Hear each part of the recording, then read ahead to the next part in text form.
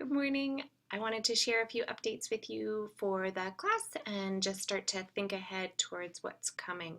As you log into Blackboard, you'll notice that a new welcome message is there, and typically I'll change those about once a week with new information that's starting to look ahead. If you're ever wanting to look back at an old welcome message or an instruction or a video, down at the bottom you can go into this folder and you'll be able to see the previous welcome messages, so they haven't disappeared. Also in Google Classroom, I really have appreciated hearing about each of you and seeing your photographs. I do find it really helps to have that photo as we're engaging together. That community and those relationships are just as important in an online class as they are in a face-to-face setting. On the stream, material moves and is always updated with the most recently posted material at the top. So what I've done is over on the About page, this is a static teacher-controlled page, and what I've done here is just move that introductory document so that you can always go back to it if you're trying to reconnect with someone or remember a detail, see a photo, get someone's @maine.edu email address. It's here. It will still open as the Google document. You can edit it from there as well.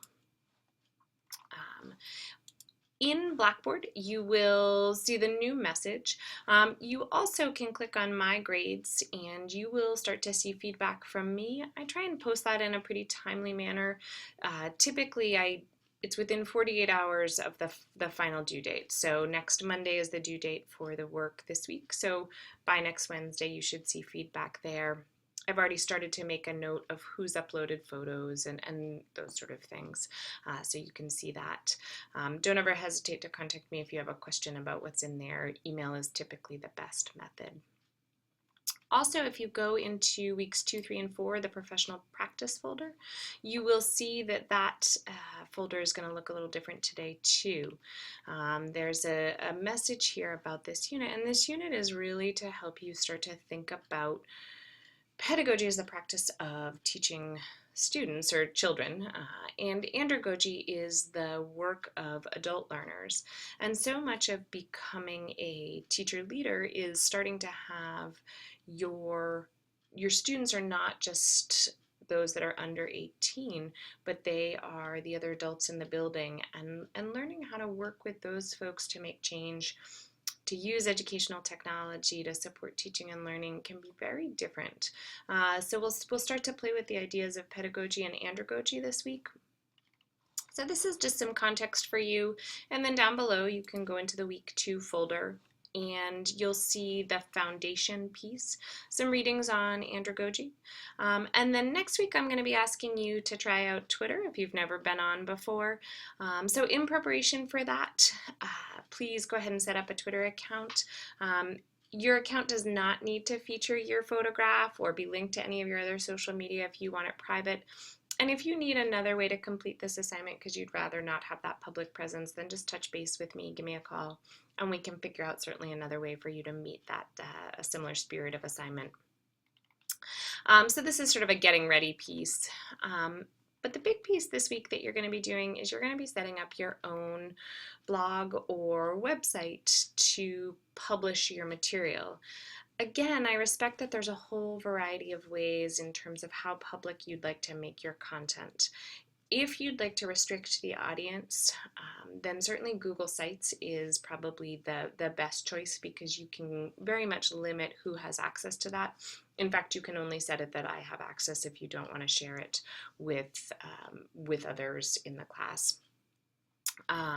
So I've given you some different tools that you'll set up your web page with, and that's where you're going to actually post your reading response this week.